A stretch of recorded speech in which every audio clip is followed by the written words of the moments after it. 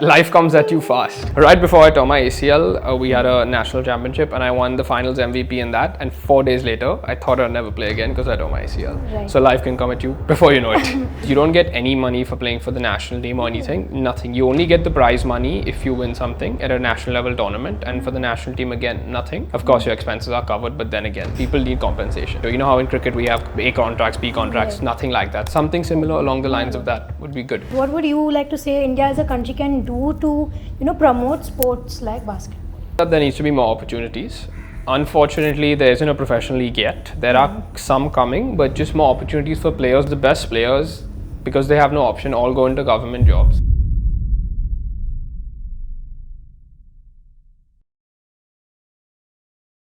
Hello there everyone. So there are so many sports and every sport is special in its own way, and today we are diving deep into a sport which is dynamic and exciting. It is basketball. It is a fast, intense as well as intriguing sport, and to make this conversation even more special, I have with me Vijay Sule, who is one of the top 10 ranked basketball athletes of the country. So hi Vijay, and welcome Hi. on Catch Up with K. Thank you so much for having me. Excited to be here.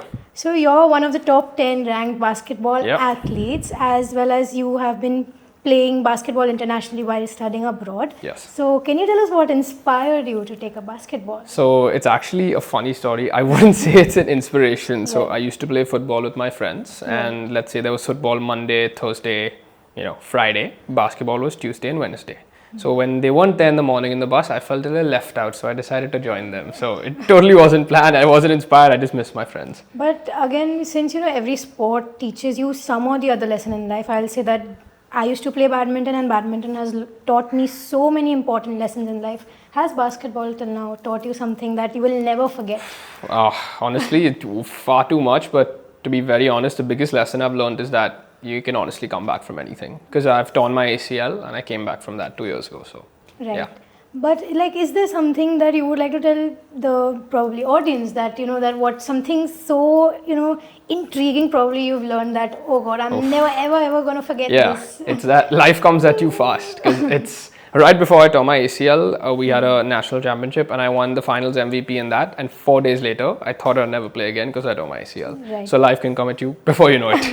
Okay, since you are so passionate as well about this sport, what do you notice, that how has basketball as a sport being nurtured? How is basketball, because the infrastructure and all everything lacks. Yeah. I wouldn't say that cricket has everything, Yeah. but it does. It does. And other sports are not getting quite important. Yes. So what, according to you, since again you're so passionate, what would you like to say India as a country can do to promote sports like basketball? I mean, firstly is that there needs to be more opportunities. Unfortunately, there isn't a professional league yet. There are some coming, but just more opportunities for players, because the best players, because they have no option, all go into government jobs and their priorities do become different, which is understandable. So the best way to get the players better against better competition is to have a professional league where you bring players from outside. Our players here have a consistent schedule and will continue to improve. Okay, and what would you suggest that as government, our country can do, what the government can do? So I guess honestly speaking, provide a better compensation scheme, because you don't get any money for playing for the national team or anything. Nothing. You only get the prize money if you win something at a national level tournament, and for the national team, again, nothing. Of course, your expenses are covered, but then again, people need compensation. So just offering, a clear cut picture. You know how in cricket we have A contracts, B contracts, Right. nothing like that. Something similar along the lines of that would be good. Oh wow, okay. So another thing that I personally feel that grassroots level is the foundation of any athlete. Yeah. You have been supporting younger basketball athletes at the grassroots level as the director of sports performance. Yeah. I'm sorry. Yeah, that's all right. Sports performance Yeah. at Pawa Public School, where Yes. you're managing the school sports programs Yes. across 7 schools, as well as via the role of team manager at Sniper Sports. So, why did you take this initiative? So it's funny because both aren't related, but they are also related. So I'll start with Sniper Sports because that's something that's very close to my heart, and I had the opportunity to be a part of the league where Sniper Sports competes, and it's the only youth basketball league in India. So when I was approached, I was like, I would love to do this because that opportunity, the league which exists, was never there for someone like me. So I was like, I want to help these kids in any way I can. So I started with Sniper Sports, and then funnily enough, there were 11 kids from Power Public in that league anyways, which I didn't know of. So just so happened that my girls captain was from Power Public, and I didn't know. So I was like, okay, there's clearly a lot of talent being put into the Power Public schools, and if I do have access to them, let me see if I can nurture some of that talent. So Sniper is on its own, it's its independent team, but I want to help the Power Public school kids develop on their own. So my plan is just to have a lot more sports-focused programming in the schools. So we're going to start with basketball because, I'm the best at that, I guess.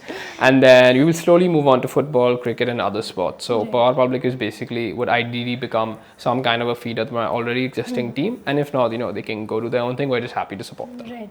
And since, again, you're promoting basketball at the grassroots level, what is your vision? Where do you want to take basketball in India?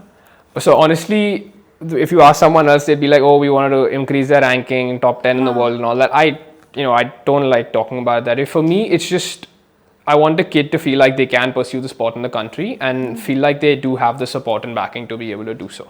Right. And another thing I think we all would like to know, because basketball is such a unique sport, and again, mental conditioning is quite essential for every sport again, but what would you say, how crucial is mental conditioning, and how can athletes, because most of the athletes don't even have access. Yes. So what do you want to say on that? So honestly, I have done zero mental conditioning. Okay. So yeah, I know I've been told to a lot of times, but after I had my injuries and came out of it, I thought I'd be the best mental coach. But I think it's a very important factor because I've seen many players struggle with it, and they have been able to have access to sports psychologists and everything. But if you don't, I've had the best relationship with just my friends and coaches by simply talking to them. A lot of times, people blame themselves, blame their coaches. Just have a conversation. It can go a long way. Okay, since you were talking about injuries again, during injuries, you're mentally gone. You are like, oh God, I can't play. I'm so passionate about something and I can't go on. Like for me, I can't go on the court. I have to sit at home and watch matches at home. Yeah. Well, how was it for you? Like sitting at home and watching, okay, I can just watch it. I can't play right now. I mean, that was the biggest motivation to be able to go back and play. Okay. That's just the biggest motivating factor for me, knowing that I can make a difference. And actually, my injuries were, now that I think about it, a blessing because I had 4 in a row. And after a point, I realized that maybe I'm the problem. It's not the injuries piling up. So when I had my last one, everything kind of, cleared up on its own. Can you share one of your experiences of, probably one of the most severe injury you ever had? Yeah. How did you cope up with it? So it was my ACL. Okay. Coping was, of course, not easy because I was initially told to get surgery. But, there are many factors that go into ACL surgery. A lot of people say you don't have to. I didn't think I needed to. My doctor basically gave me 2 months. He's like, you sound insane, but okay, if you want, take 2 months. If something happens, we'll figure it out. So for me, it was just focusing on rehab. And honestly, before my ACL, I had knee problems anyways, and I had ankle problems as well, and I had Achilles problems.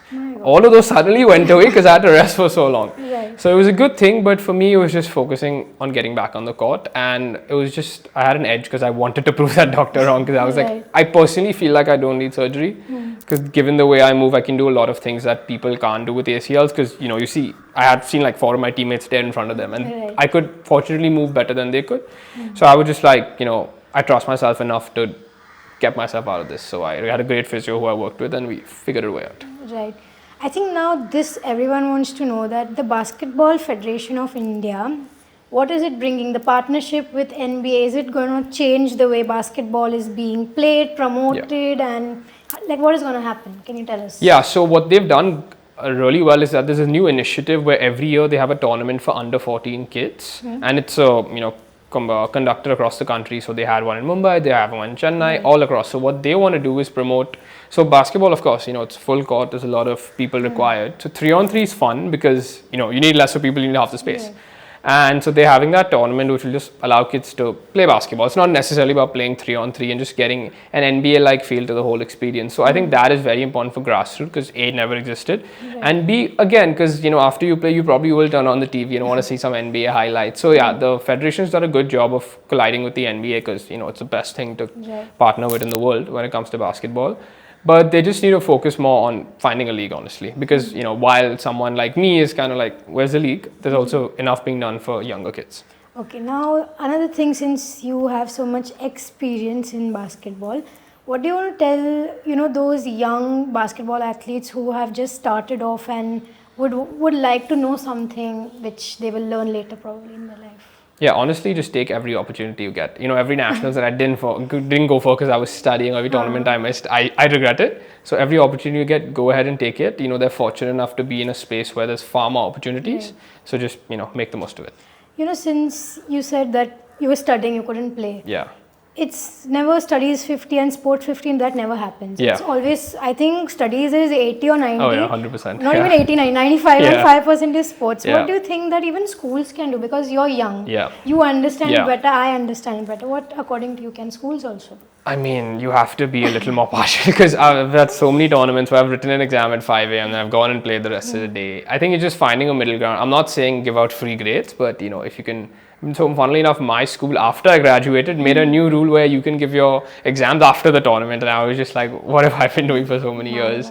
Yeah, if you find like-minded principals and individuals who are willing to support you, I think they can always find a way around it. And again, since at a very young age, your team, came, I think took the fourth Yeah, we place took in the Kalba Beach Games Yes. in Sharjah. Yeah, correct. So, what was that experience like? Oh, that was the best experience because right before that we won a tournament, so we're coming off a high of we'll go anywhere, we'll beat everyone. And Kalba was tough because the team that ended up winning was so talented that it was kind of like a oh shit moment, like oh shit, these guys are really good. We do have to work on our game. So the talent level there was much higher. We did really well given just our team and our situation and everything, but by far the best learning experience. Right. Because everyone else was just 6'8", 6'9". I'm not even 6 foot. And just dealing with those guys and just learning so much while playing. Yeah, and the biggest thing was that it's just nice to see that everyone's nice to everyone. The basketball community is very nice. I'm still in touch with some of the guys from the other team. Everyone is from all over the world. Yeah, just a great experience overall. But so much learned on the basketball front. Yeah, very glad it happened. Okay, but I think now you should also tell the audience that what is your fitness mantra probably.